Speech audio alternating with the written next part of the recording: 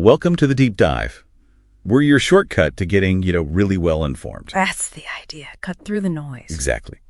And today we are taking a deep plunge into an emerging hip-hop artist, Brad McConney, who goes by MoKoN. MoKoN. Our mission, figure out what makes his story, his music, stand out in, this super crowded digital world we're in. And we've got the material, articles, artist profiles, research data. It's all here. All the raw data to really piece it together for you. Yeah, it's a great example, actually, of how artists carve out their space now. Okay, so let's unpack this. To really get MoKoN, we got to start with his roots, right? What's the interesting part about his background? Well, what jumps out is the journey itself. He was born down in Fort Pierce, Florida. Okay. But then raised up in Astor. That's right inside the Ocala National Forest. Oh, wow. Deep in the forest. Yeah, and this background, the sources say it fostered this, he calls it a rugged country lifestyle. And he's pretty clear about it. Even says, the South is home in MoKoN's heart. That connection seems really fundamental. Okay, and this is where it gets really interesting for me.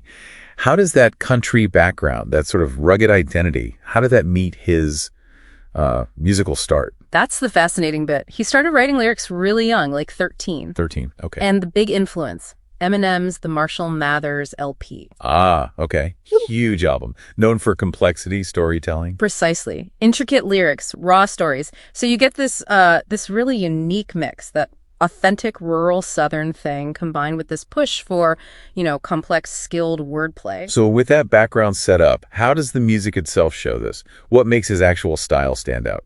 Well, digging into the sources, there's one specific kind of surprising detail. His track Pay No Mind, featuring testimony music, it uses 5 beats per measure, which is, pretty unusual. 5 beats, right, because hip-hop is mostly 44 time. Almost always 44.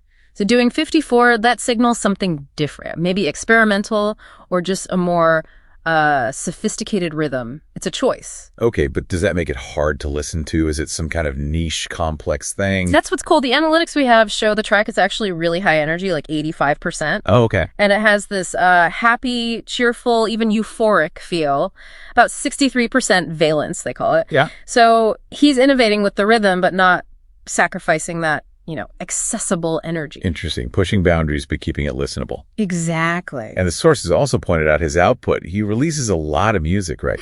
Especially recently, like in 2025, lots of singles. Yeah, that rapid release schedule is noticeable, and part of that includes quite a few diss tracks. Ah, right. Like Creek Squad diss, King Jut No More. Those direct call-outs. It shows he's really active in that competitive side of hip-hop culture. It's a way to, talk directly, stay visible, make some noise, especially for someone emerging. Which brings us to maybe the biggest hurdle today.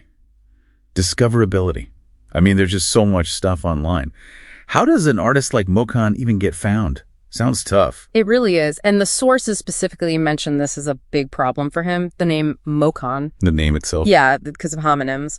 There's an industrial company called MoKoN, MoKoN. Oh, I see. And other artists with similar names like Moxon or MoKoN, plus just, false hits in searches. It makes it genuinely hard for people looking for him to actually find him. Wow. Okay. That's a real challenge. So what's the strategy then? How does he deal with that discoverability problem and connect with fans? Well, the solution seems to be just being everywhere, basically. A really comprehensive digital footprint. Like he's got a presence across all the major streaming spots, Spotify, Apple Music, you name it. Standard stuff. Right, but also artist hubs like Reverb Nation, and then social media, of course, Facebook, YouTube. Okay. And get this, even MySpace still has a presence there. MySpace. Yeah, it suggests this kind of long-term, maybe leave no digital stone unturned approach to just maximizing reach. It's crucial for him, given the name issue, for both clarity and keeping fans engaged. So wrapping this up then. Yeah. What we've really seen today is an artist who's blending this very specific place, his roots. That Southern, rugged identity. Right. With some pretty sophisticated choices and lyrics and rhythm. And on top of that, he's actively fighting this battle for digital attention. It's quite the next. Absolutely. MoKoN's journey, it really shows you how indie artists now can take these unique personal stories, these bold music choices, and combine them with a really smart, really wide digital strategy. It's how you carve out your own lane, make it sustainable in this industry that's always changing. It's about being authentic, yeah, but also really strategic. Which leaves us with a pretty important question to think about. Yeah.